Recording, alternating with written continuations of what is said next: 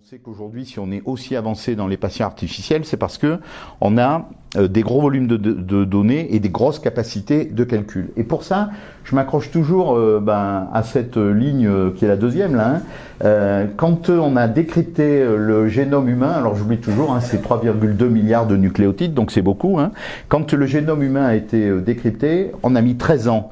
À partir des années 90, ça a coûté 3 milliards.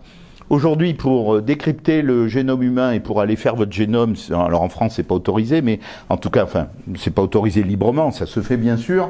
On met moins d'une demi-journée et ça coûte 1 000 €. Donc c'est ce qu'a fait une boîte lyonnaise qui est très connue, qui s'appelle Nova Discovery. Je sais pas si vous aviez suivi. Il y a 2 ans, ils ont dit on va prédire le devenir d'un essai clinique qui n'est pas encore sorti, qui était un essai clinique de Pasteur ou de Sanofi, je ne sais plus.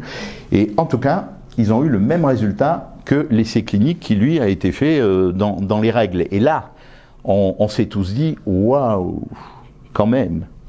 Et là, c'était du scientifique, c'était pas que du commercial, c'était du scientifique. Et donc, du coup, ces modèles, ils vont permettre de faire de la prédiction d'essais cliniques. Alors, deuxième méthode.